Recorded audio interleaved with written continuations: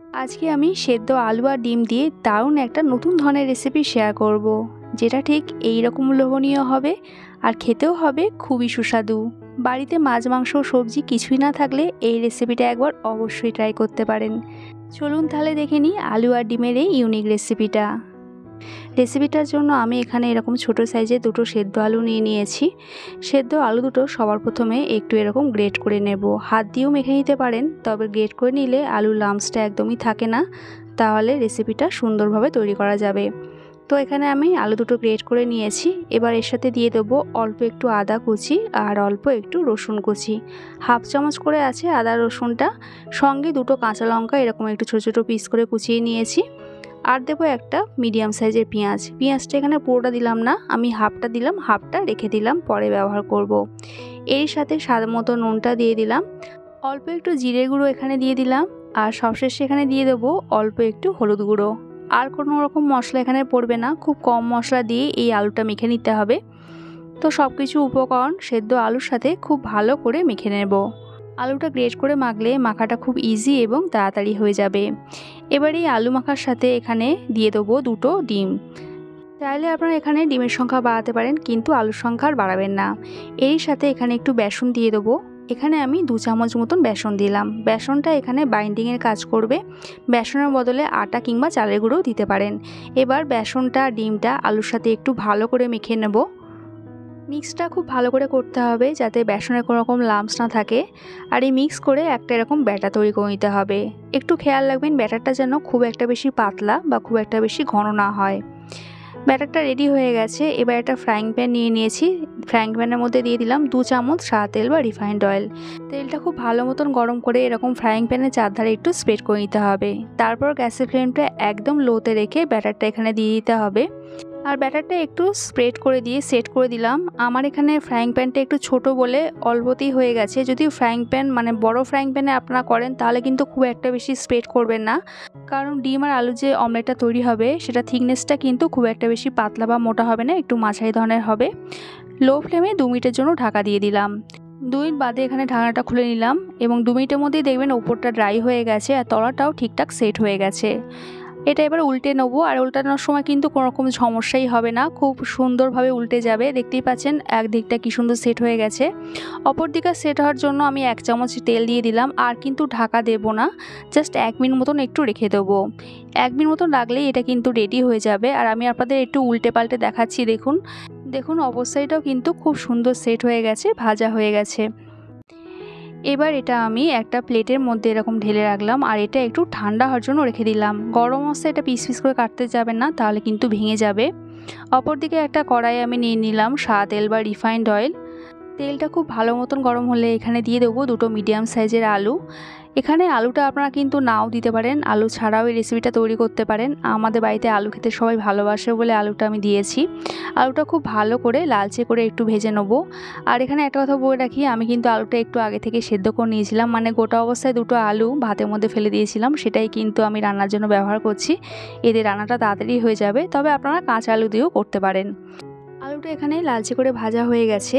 আলুটা আমি এখান থেকে তুলে নিলাম এবং ওই তেলের মধ্যেই দিয়ে দিলাম হাফ চামচ কালো জিরে। এখানে ছোট চামচ বলে আমি 1 চামচ দিয়েছি।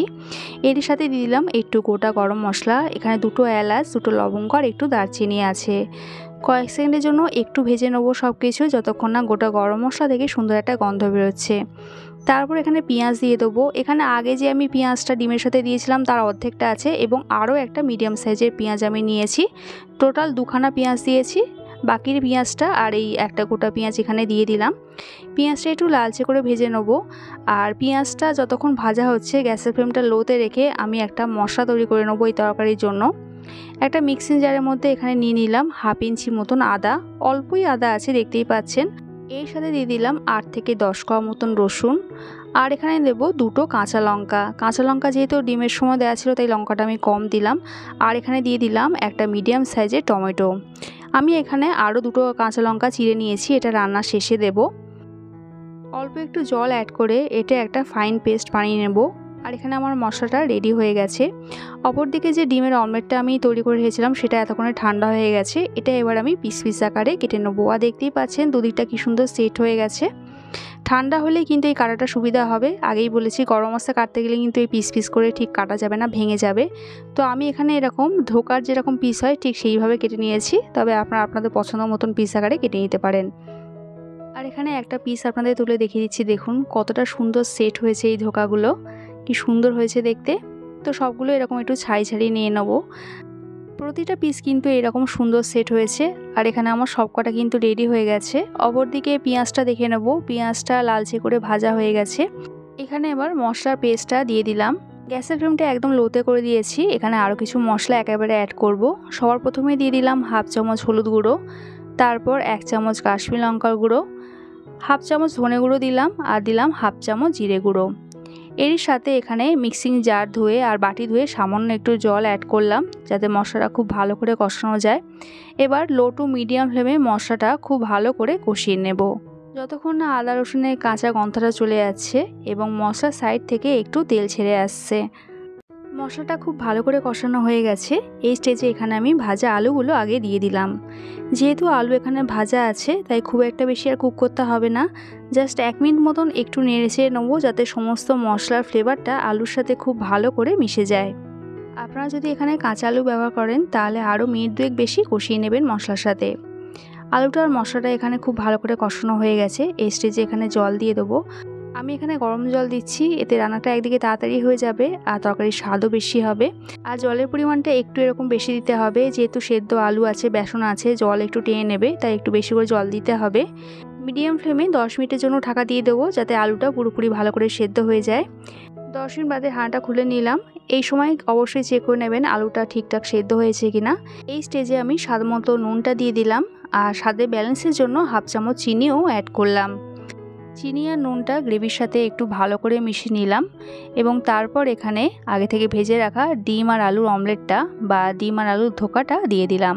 যেহেতু এই ধোকায় ডিম আছে তাই এটা রান্না হতে কিন্তু খুব একটা বেশি সময় নেয় না। 5 মিনিটের জন্য মিডিয়াম ফ্লেমে ঢাকা দিয়ে দেবো, যাতে এই ধোকার মধ্যে পুরো গ্রেভিটা খুব ভালো করে ঢুকে যায়। 5 মিনিট বাদে কভারটা খুলে নিলাম। রান্নাটা অলমোস্ট রেডি। এই সময় আমি আগে যে দুটো চেরা কাঁচা লঙ্কা রেখে দিয়েছিলাম এখানে দিয়ে দিলাম। এর সাথে অল্প একটু গরম মশলার গুঁড়ো দিলাম। আমি আগেই গোটা গরম মশলা দিয়েছিলাম, তাই গরম মশলাটা খুব কমই ব্যবহার করলাম। আর সবশেষে এখানে একটু ধনেপাতা কুচো দিয়ে দিলাম। ধনেপাতা কুচোটা কিন্তু এখানে অপশনাল, চাইলে আপনারা নাও দিতে পারেন। ধনেপাতা কুচোটা দেওয়ার পর আর কিন্তু আর গ্রেভিটা ফোটাবো না, আমি গ্যাসটা এই স্টেজে অফ করে দিলাম। আর গ্রেভিটা কিন্তু এত পাতলা থাকবে না, যখন এটা সেট হয়ে যাবে অনেকটাই ঘন হয়ে যাবে। 10 মিনিট স্ট্যান্ডিং টাইমে রেখে দিয়েছিলাম। আর তারপর তরকারির ফাইনাল লুকটা একবার দেখুন। দেখতেই পাচ্ছেন ডিম আর আলুর রেসিপিটা কতটা লোভনীয় হয়েছে, খেতেও কিন্তু অসম্ভব সুন্দর হয়। আর এটা দিয়ে আপনারা ভাতও খেতে পারবেন, রুটি পরোটাও খেতে পারবেন। একটা ম্যাজিক রেসিপি, যেটা বাড়ির সবাই দেখলে একদম চমকে যাবে। আমার আজকের এই সেদ্ধ আলু আর ডিমের ইউনিক রেসিপিটা যদি আপনাদের ভালো লাগে, একটা লাইক কমেন্ট করার মতো রইল। দেখা হচ্ছে আবার এক নতুন রেসিপির সাথে। সবাই সুস্থ থাকবেন, ভালো থাকবেন।